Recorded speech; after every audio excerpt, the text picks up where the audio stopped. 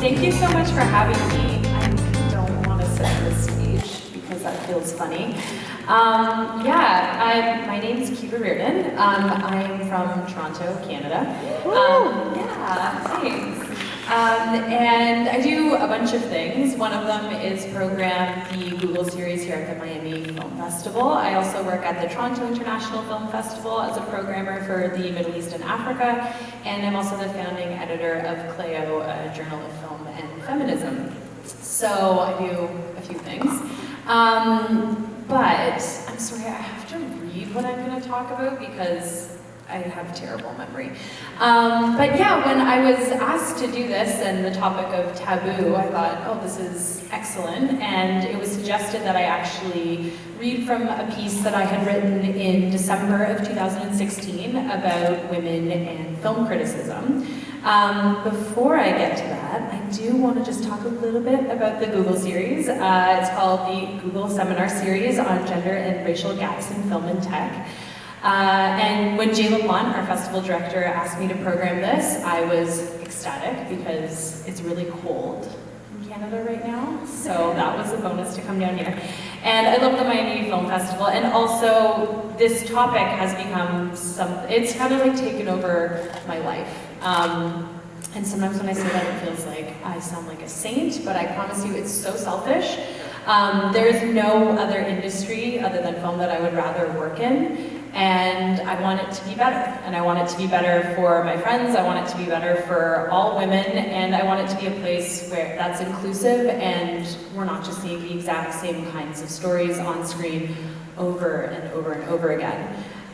So there are 4 talks and 5 incredible women who will be speaking on Saturday and Sunday. The first is Tulane Jones, who's the executive director of Array, which is the distribution company that was founded by Ava DuVernay. Sarah Gadon, who is an award-winning actor and director. Film critic, editor, and podcaster Rebecca Theodore-Vachon, and also the amazingly hilarious duo behind Shugs and Fats, which is a web series, Radhika Vaz and Nadia P. Manzoor. So please come, it'll be fun, there will be laughs, there will be film clips, and there will be endless insights. So I hope to see everybody on Saturday and Sunday. Okay, so this talk. Here we go. So here are the positions people assume I hold when I meet them at film festivals. Personal assistant, girlfriend, publicist.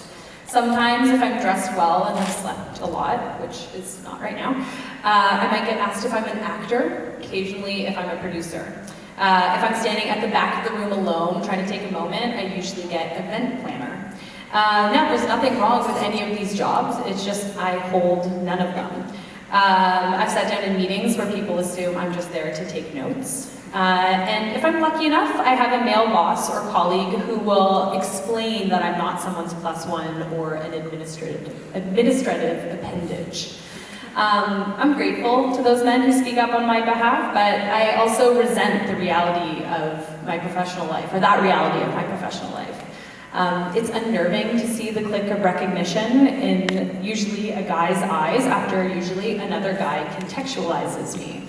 And it's an eerie feeling of going from being invisible to visible. And deeply upsetting to feel like you can't actually control that powerful process yourself. I've always been taught I can walk into any room and own it based on, my intelligence. But the reality is, my gender talks first in male-dominated circles, and that's usually what film is like. And I do want to say, I'm saying that with the immense amount of privilege that comes with being white, straight, economically privileged, able-bodied, and cisgendered. So in the tech and business world, those kind of off-the-cuff dismissals have become known as an unconscious bias. So these are the decisions that all of us make within the first few seconds of meeting folks, and that can be based on race, gender, class, ableism. And increasingly, this lens has been applied to the film world as well, especially when it comes to representation behind the camera. So we're seeing a lot of discussions about why there aren't enough women shooting films, why there aren't enough women writing films or greenlighting films on all these kinds of levels. But there's another branch of the film world that's also affected by representational disparity, and it's not discussed as frequently, and that is film criticism. So in 2016, San Diego State University published a study that found only 27% of the top critics on Rotten Tomatoes were women. And folks probably heard about this through Meryl Streep, who one day decided to sit down and count all the women who were listed on Rotten Tomatoes, which is kind of a hilarious image to imagine on her laptop with her little glasses, going through everything. She found that there were 760 male voices to just 760 male voices to just 168 female ones. And this isn't to say that women haven't been writing about films for ages. There's been Judith Crist, Pauline Kael, academics like Bell Hooks and Susan Sontag. But if we're looking forward, what the San Diego U and Meryl Streep are pointing to is that there is an ongoing failure across the film ecosystem. And that's kind of a word I like to use a lot when talking about film criticism. It's not just making the movie and showing it. There's so much that goes on around it, which includes, obviously, criticism. So, getting women behind the camera is a main drive of many conversations about inclusivity, and absolutely, we need to be having those. But overlooking that even when those women get into the director's chair, we still need voices to champion them. So if the makeup of film criticism is largely that of a fraternity, those kind of unconscious biases are going to drive what stories on screen get written about, and how they're written about, if they're even written about at all. So when I was talking about this with friends and in writing this piece, 3 main questions kept coming up. And they were dismantling the film canon, which I'm going to expand on a little bit. That's not just what the piece that I wrote, and examining the media landscape, and also questioning authority, which is probably the most taboo of all the 3 issues. And when it comes to questioning authority, it really comes down to who has power and who can actually gain it. So, I think we can all say knowledge is power, but what's often not addressed in film circles is what kind of knowledge is given power. And this is basically what comes down to when we talk about the film canon. So, in academic circles, you see what kind of film curriculums are being circulated. It's learning about the Lumiere brothers and not necessarily Alice Guy Blanchet. Sorry. See, I screwed up her name because she's not part of the canon. It's learning about the technical work of Griffith's The Birth of a Nation and not discussing its role in inscribing racist imagery of black bodies. It's having entire classes on Alfred Hitchcock and not ones on the likes of Med Hondo or Agnes Varda. And this canon has also shaped film criticism. And I sometimes think about it like, holding a certain deck of cards. So you show up at the table with anything other than what's deemed an ace, and there's no way that you're going to take that hand. So, I've sat down and been like, oh, I know a lot about, women in film. People are like, oh, that's a nice little niche interest. Is it? Okay, that's one way of putting it. So since writing this piece last year, I've been asked to program a sidebar series at the Hot Docs International Film Festival, which happens in April in Toronto, and it's a documentary film festival. And after writing this piece, the director there, Shane Smith, reached out and he's like, okay, I want to try to actually think about how we break away from the canon and what we do next. And so I want to have a sidebar series called Redux, which is spotlighting films that don't normally get the attention they deserve. And so for one reason I want to talk about that is because they don't get enough attention. I love plugging Canadian film, so I'm going to do a little bit of that as well. So when I was thinking about this program, I found a piece by the academic Janet Steger, and she wrote a piece on the politics of film canons from 1985, and in it she wrote, "Escape from canon formation will be difficult to achieve." And that was 1985, and it is absolutely still the case.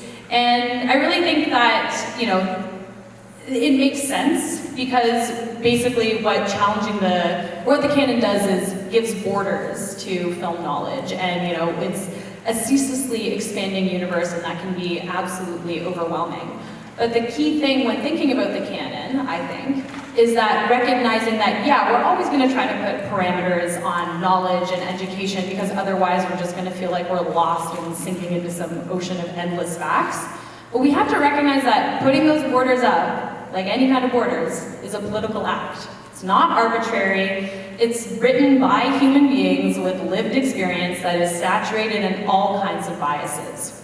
So for this Redux program, what we tried to do, instead of just having one curator, was we reached out to a group of women in the Canadian film industry, and they were directors, they were writers, academics, producers, across the board, and we asked them to submit films directed by women before 2010 that felt like they were really important but hadn't actually been seen enough, weren't shown at festivals, or weren't written about enough. Because that's another part of the film ecosystem, festivals. What gets programmed, what gets talked about. Often they're the launching pads for so many films. So, we have to be aware as festival programmers what's being put in, what's being shown, what's being given that spotlight.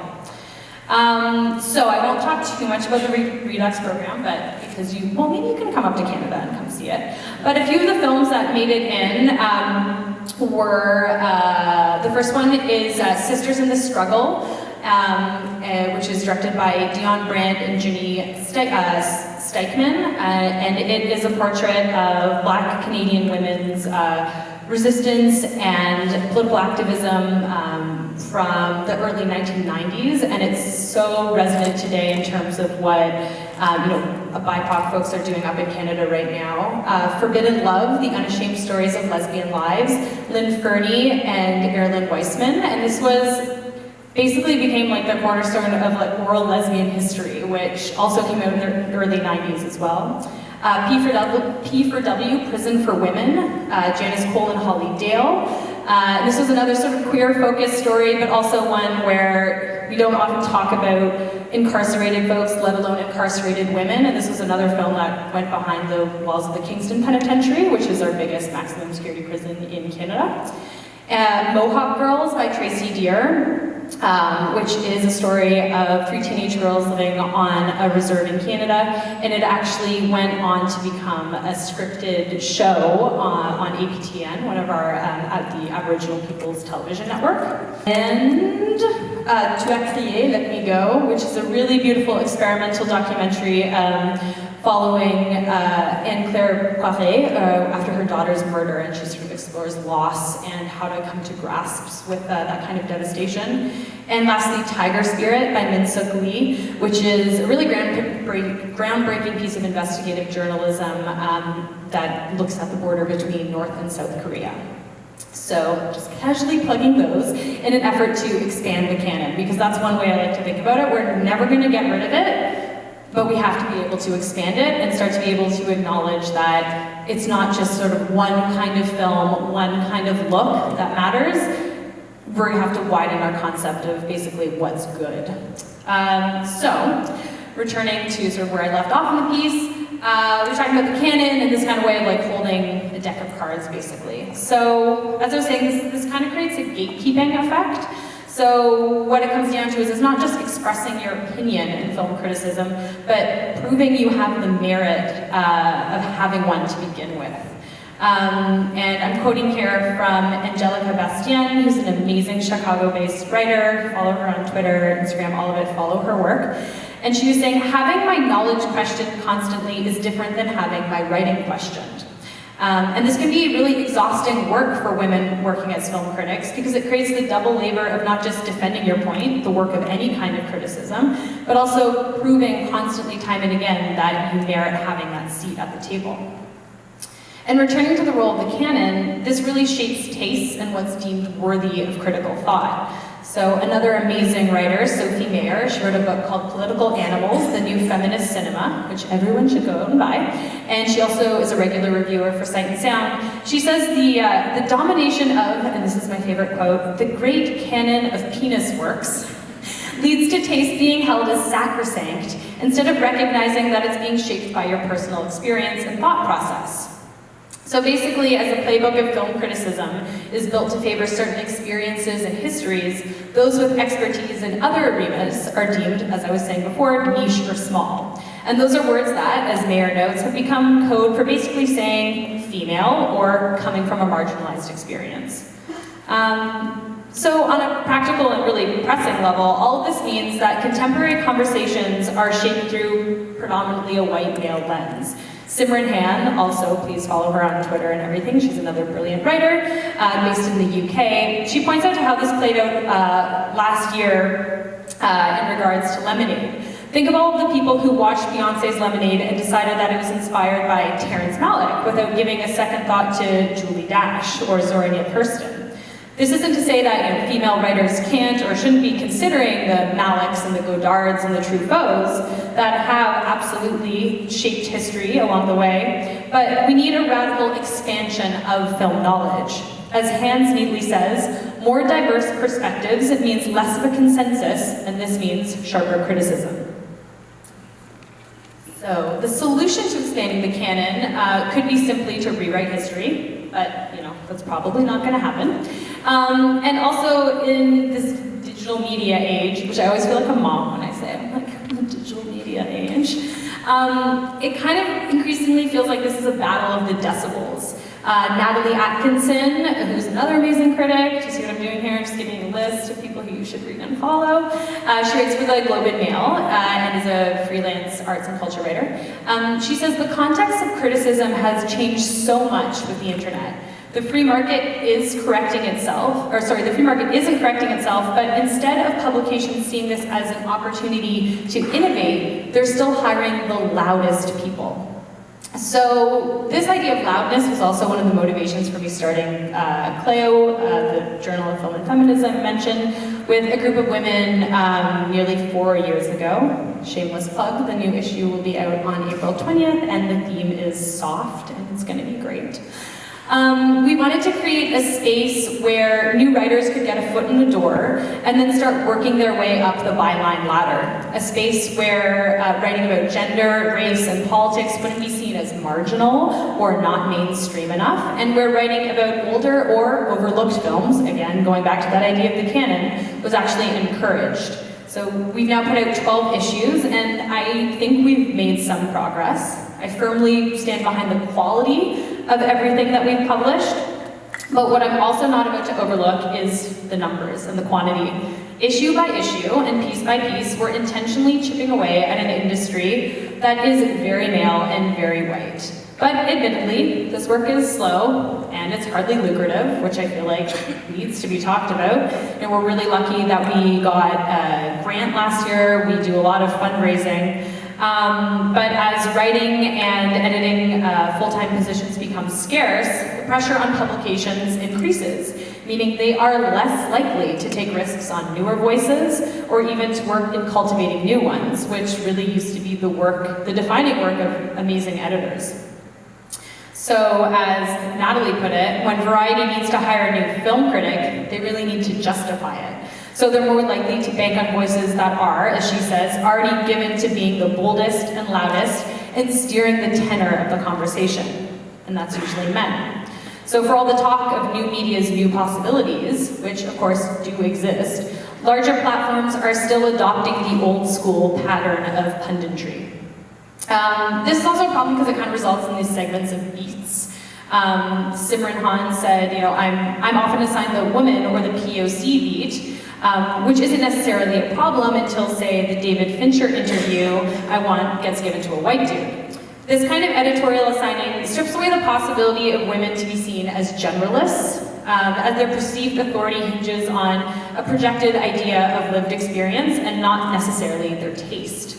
So, as Han said, or Simran says, it can be frustrating and emotionally draining to be heaped with both the responsibility and the expectation to weigh in on behalf of all women or all people of color. And just a little bit more of a note on Twitter, this all takes place in the digital sphere, but it absolutely has an impact in the physical world as well. As Simran says, Twitter has made it almost impossible to go into a movie without having some understanding of the critical consensus behind it, which I think we've all experienced. It can be intimidating to pluck up the courage, as she says, to offer a contrarian opinion. I know I've questioned whether I've read a film correctly because I haven't agreed with the voices that are speaking the loudest about it. It's another thing that she said. I mean, it also bears noting that being a marginalized person on Twitter isn't always exactly a safe space, too. I don't know if you've heard of, like, Reddit. Anyway. So the answer also might seem to be log off, which I think, people are often told. But that also sometimes feels like a precarious risk because there's expectations in the media of keeping up a public persona and being available all the time. As Natalie says, it feels like you have to be part of the conversation or risk disappearing. And I'm still quoting from her here, those demands can be exhausting, but also ring a bell for women. We know that tweeting an additional work to the criticism, we know what the work that tweeting an additional criticism looks like because we've been doing the emotional labor for years. Okay, so what now? My favorite question. How do we fix this all before 10 a.m.?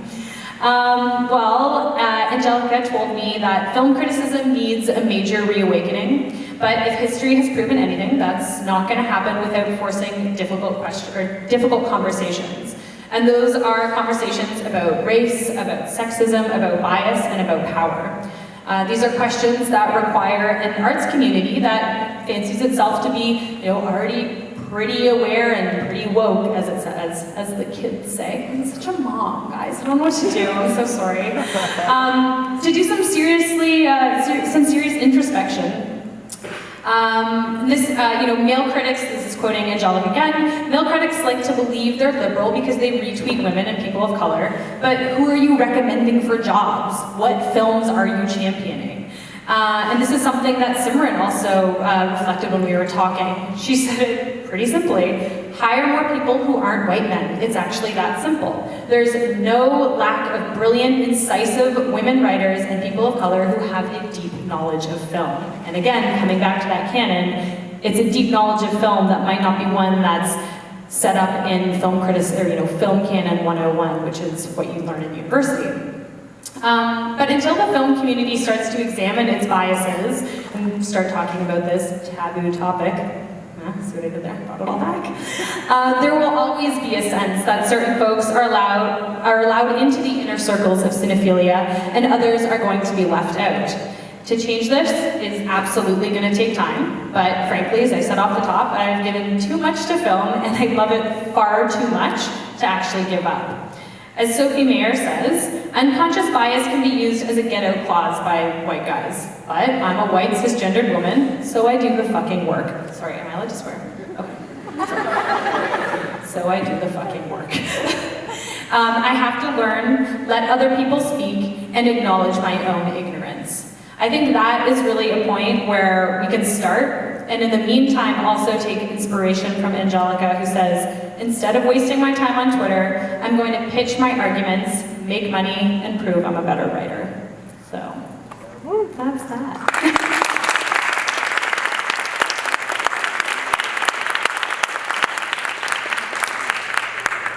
Keep it going. Don't stop listening. All right, so we're going to take some questions. Any questions, please? I'm going to have Mr. Malik go around. Hi, I'm a filmmaker, and I've been in film and all, from acting to writing to directing. I totally